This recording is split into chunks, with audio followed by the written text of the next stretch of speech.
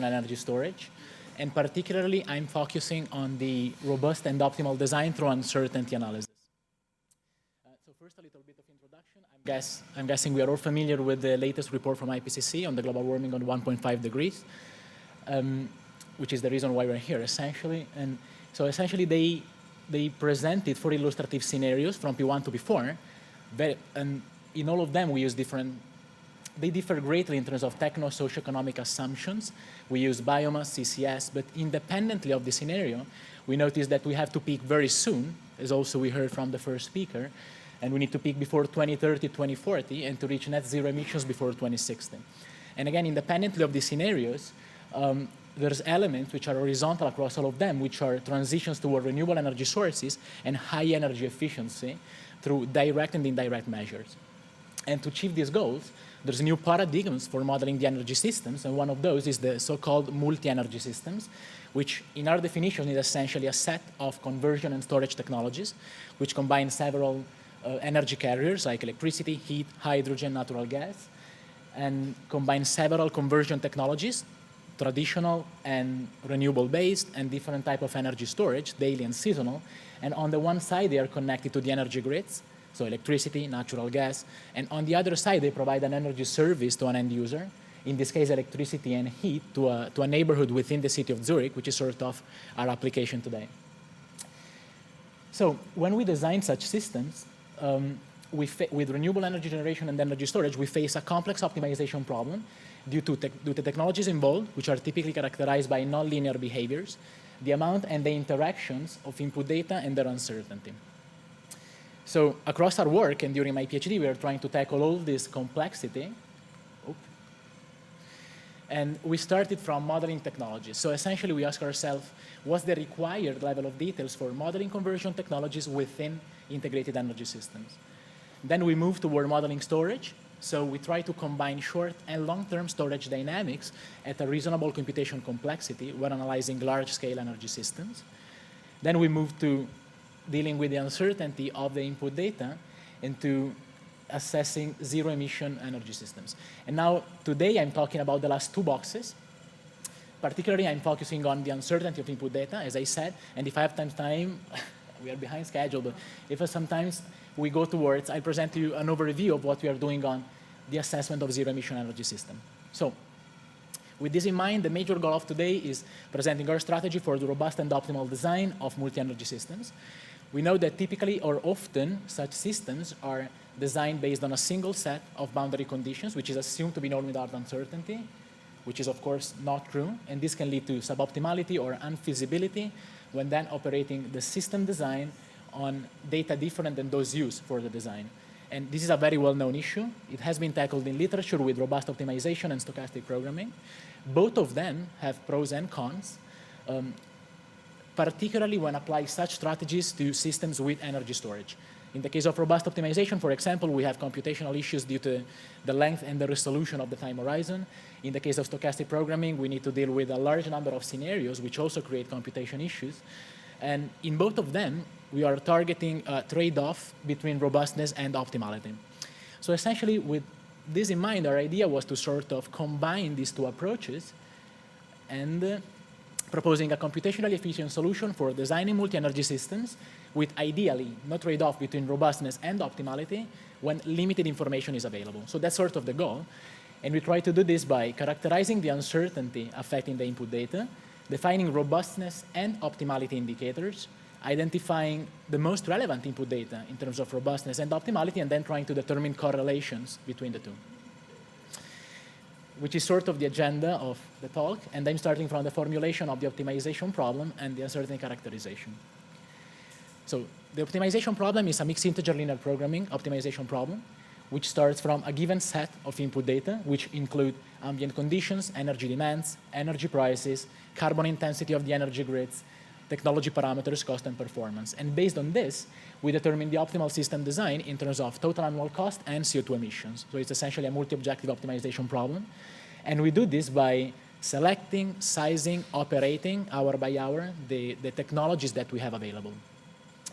And by doing so, we are constrained by a set of constraints, which are the energy balances of the overall system, the behavior of the single technologies that must be taken into account, and if we want to capture short and long-term system dynamics at low computation complexity, then we also have additional constraints based on the aggregation of the time series of the involved quantities.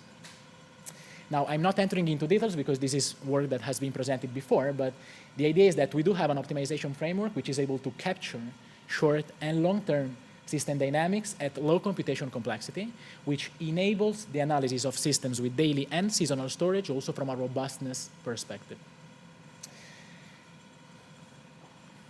Okay, so having said that, I'm moving towards the characterization of the uncertainty of the input data. And here actually, I mean, I'm saying we did, but I didn't do much. There's much material here which is publicly available. And what I've been doing essentially was collect it to create scenarios. So we started from 2 emission level scenarios, the RCPs, the representative concentration pathway, compiled by the IPCC, and in particular the 4.5 and the 8.5, which are the respectively the moderate intervention and the business as usual scenario. Then we applied 6 different climate models, which combine, each of them combining regional and general climate models, and we applied them to such emission level scenarios for 20 years to come up with weather scenarios, which in our case means hourly resolved yearly profiles of ambient temperature and solar irradiance. Then we moved to the buildings, and we modeled the buildings of our neighborhood in Zurich, creating building scenarios depending on whether the light is turned on and off, how much hot water is actually requested, the set temperature of the heating system, etc. We apply each weather scenario to all these building scenarios, and we come up with a total of 1,440 energy demand scenarios. So meaning 1,440 hourly resolved yearly profiles of electricity and heat demand of our neighborhood in Zurich. So once we have these profiles, we use them with these scenarios, we use them to design the system and to evaluate robustness and optimality, which is what we're trying to do now. And so essentially what we do is like we take each of these scenarios, we design a system, and then we operate such system on all possible scenarios. And we try then to understand how much this costs and how much energy we can actually deliver. So by doing so, we define a cost optimality indicator, which is essentially a measure of how much the system costs, a system design costs, when operated on all scenarios with respect to an ideal case where a system is designed and operated on the same scenario. And we do the same for robustness, which is essentially an indicator giving the measure of how much energy we can actually deliver when operating a system design on all possible scenarios. Now, once we have these indicators, we would like to sort of understand them, analyze them, understand them, and predict them. And the way we have to do so is to look at several parameters of the optimization problem and trying to understand which are the most relevant parameters. And we screened a lot of them. Here I'm reporting a few to give you an idea. It could be the annual total demand, the maximum daily and weekly thermal demand, the maximum daily or weekly variation of ambient temperature, this type of stuff. And we try to connect it to robustness and optimality. In the case of robustness, what we noticed is that we can explain fairly well the robustness, we can predict fairly well the robustness of the system if we plot it versus the maximum daily thermal demand normalized over the annual average value of the thermal demand. And we do it for, now we do it for several optimization, for several types of optimization, going from minimum cost, which is the blue circles, to the minimum emissions, which is the green diamonds there, which is not very interesting from a robustness perspective because it's all very robust, essentially. And that depends on a wide portfolio of technology that we have, as we'll see later. And we did the same for optimality. In this case, we don't really have a correlation, but we, oops.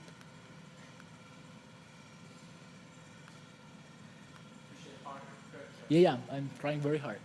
So we don't really have a correlation, but we notice that if we plot it versus the total annual demand normalized over the average value, we always have a maximum for all values of CO2 emissions and always at the same location, which essentially only depends on the trade-off between capital and operation cost and which of the two is predominant. So, and I would like also to point out that each of these symbols that you see is essentially a system design operated on all the other possible scenarios, on all possible scenarios. And so each of them is represented by a system structure, a given set of technologies that is actually installed. And if we look at this, I'm pushing very hard. And if we look at this, no, I think I need to point there. We notice that, for example, within our available set of technologies, we have the heat pump always installed. And we notice that this is very relevant in terms of robustness because we have a clear correlation there on the top left of the plot. And the same holds for the hot water thermal storage for all levels of CO2 emissions. Now, the idea here, the general idea, is to exploit all this information to try to create a scenario, which I'm calling a robust scenario, which allows us to increase both robustness and optimality at the same time by considering the most relevant features of the input data. And this is what we are trying to do. So definition of robustness and optimal system design. And we are trying to do this by starting from the most limited information that we can think of, which is essentially the average scenario, which is typically available at design phase. So we start from the average scenario, and then we apply the most relevant features of the input data. So we sort of scale down the total annual demand based on the maximum optimality value that we just found.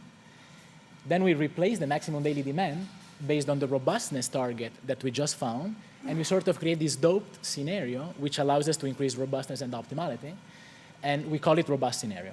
Now, we have the robust scenario, the average scenario, which is essentially our starting point, and the worst case scenario, which is very much using robust optimization, which is sort of the worst thing that can happen. And in this case, it's we define by scaling up the energy demands to match the maximum annual value among all scenarios, and scaling down ambient temperatures and solar irradiance based on to match the minimum value across all scenarios. And if we then evaluate such scenarios in terms of optimality and robustness on the left-hand side and cost and emission on the right-hand side, we notice that, focusing first on the left-hand side, we notice that with the robust scenario, we can actually increase both robustness and optimality at the same time with respect to the average scenario, and the benefit in optimality is larger, going from minimum cost to minimum emission, so going from the circle to the diamond. And this works now, from the circle to the diamond here.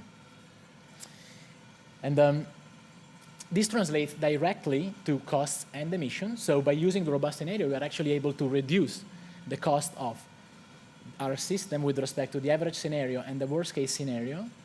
And we pay this slightly in terms of slightly higher CO2 emissions. And I just would like to point out that going from minimum cost to minimum emissions, so moving along the Pareto, we, not surprisingly, we have an increase of renewable generation installed and storage capacity. So this is sort of the optimization framework. And in 2 minutes, I would like to give you an overview on how we can sort of apply this optimization framework to the analysis of seasonal underground hydrogen storage for zero-emission energy systems. And by saying applying the optimization framework, I'm meaning from the beginning, essentially. So all the 4 boxes that I presented to you at the beginning, starting from the technology modeling. So we start from modeling underground hydrogen storage. And we always start from physics-based first principle models to be able to describe the storage dynamics. And such models are typically non-linear, so not really suited for use in a linear optimization framework. So what we do is to linearize such models to create linear reduced order models which are suited for a mixed integer linear programming optimization framework, and they are able to capture the dynamics of the hydrogen storage with high accuracy. Then we sort of plug these models in the multi-energy system that I described, and we formulate the exact same optimization problem that I've just described, focusing for a second on minimum emissions optimization. And we characterize the systems in terms of 2 parameters, which is, this is not supposed to be there, of course, but in terms of 2 parameters, which is the available storage capacity and the available renewable generation, S and R respectively.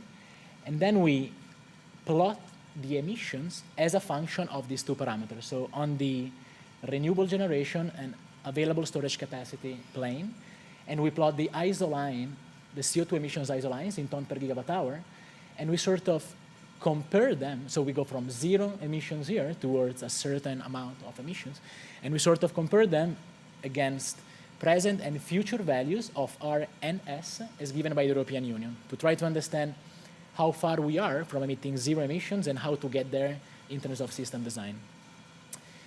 And one interesting findings that we get is concerning the ratio of hydrogen and battery installed capacity.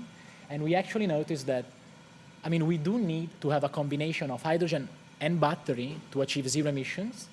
And we want to have an installed capacity of hydrogen which is 10 to 200 times bigger than that of battery, which depends intrinsically by the, it depends intrinsically on the characteristics of the storage devices, the round-trip efficiency, the energy losses with time, the seasonal versus daily dynamics. So this is it, essentially, and these are summary and conclusions from the formulation of the optimization problem to the application. I won't be reading them. I'm leaving it here for discussion, so thank you very much. Thank you very much for a very interesting talk about your method. So are there any questions? Yes? Good, very good. Yeah, what's the sort of self-discharging characteristic you have for the battery? How many percent off per day? So the percentage is about 0.06% per hour, so of energy loss. Per hour? Per hour. 0.06%. Percent. Okay. Yeah. And So and those numbers actually come from the Tesla data. Right. Feel free to. Okay, that was the answer. Another question from the audience about. May I just to give you an idea? So when you think about the round trip efficiency then of the battery and the hydrogen storage with respect of time, you would think about hydrogen as a constant line, and battery, because of these losses, the battery is losing something, and they are equal. There's the break-even point at about 40 days. So after 40 days, the energy that you put in the battery is about the same that the one that you put in the hydrogen storage. So the round trip efficiencies as a function of time equals. Okay. Sure. We continue You have this, it. this Sorry. in the break, and it was my mistake